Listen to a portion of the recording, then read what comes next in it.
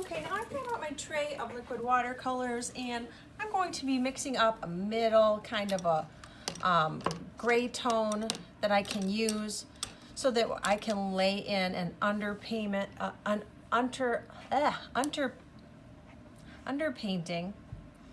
of shadows. So I'm going to start with some blue and just mix up a kind of a gray tone.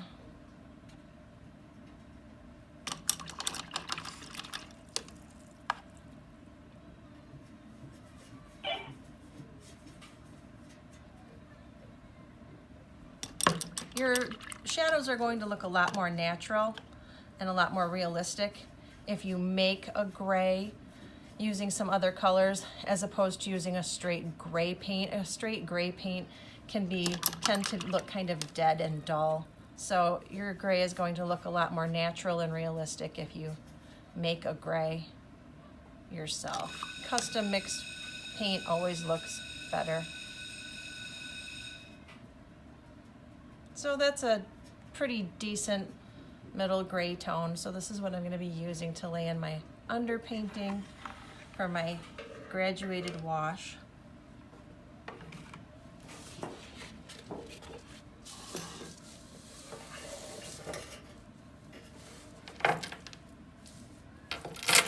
Okay, so to start my graduated wash, I want to start in the areas where I see a lot of shadow in my subject. So I'm going to look for the darkest spots on my apple. So right through here I see an area that's very dark. So I'm going to start there. And you'll remember that a graduated wash starts dark and it goes from dark to light. So I'm going to get off the excess of the paint and I'm going to try to pull this across so that my graduated wash gets gradually lighter, and I'm rinsing out my brush to remove the pigment so that I can pull the pigment across to make it look like a graduated wash.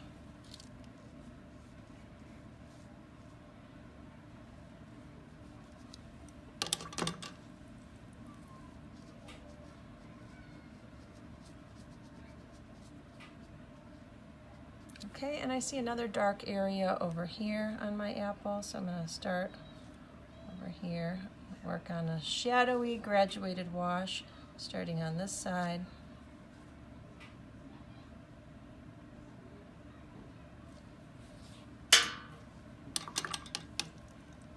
And I removed some of the pigment, I rinsed it a little bit, and I squeezed off the extra water so that I can pull the paint across the paper so that it looks like a shadow. So it's going to gradually go from dark to light.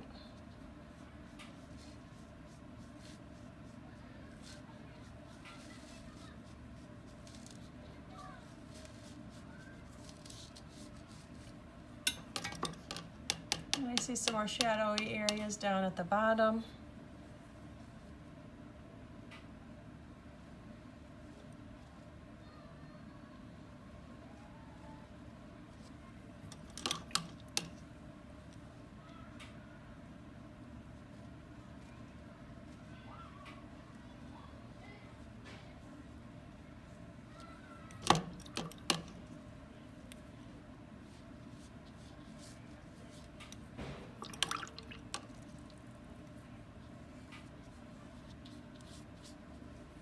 And I see a shadow that kind of wraps around the middle this way.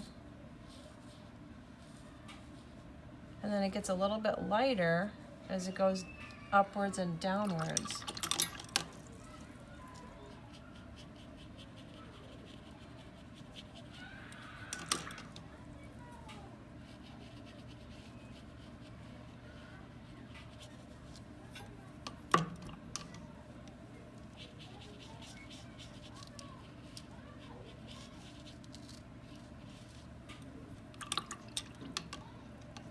And around this side, I see a little bit of a shadow right along here.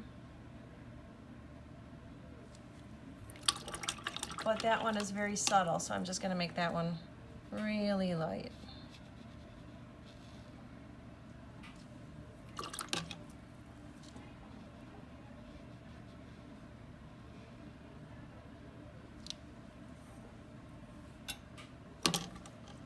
I'm going to start on my next apple, and on my next apple, this shadow is this apple is casting a shadow onto this apple. It's a little too damp to do this shadow right here because this one is still wet, so I'm going to have to let that dry a little bit, so I'll have to work on some of the other shadowy areas until that spot is dry.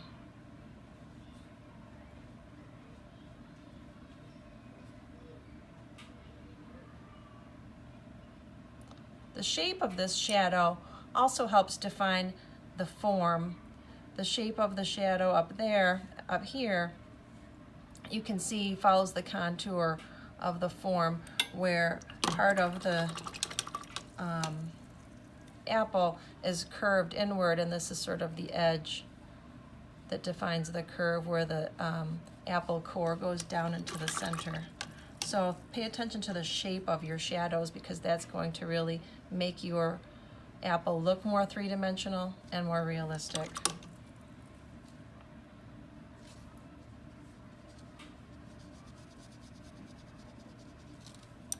If your graduated wash starts to set like mine did right there, you can use your brush and kind of scrub at it gently with a wet brush.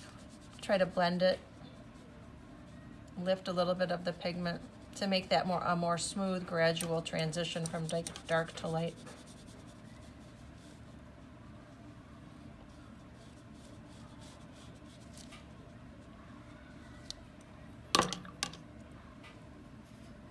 And actually on this apple, the shadow is pretty dark all the way around here, so I don't really need it to be graduated over there.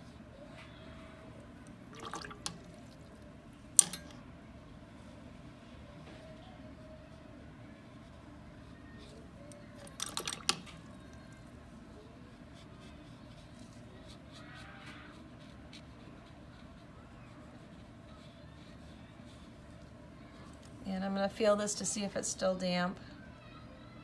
It still feels pretty damp, so if I work on that shadow on this side of the apple right now, it's just going to blend in with the other one, and I don't want that to happen. So I'm going to wait. I'm going to let this dry before I will go any farther so I don't ruin the painting.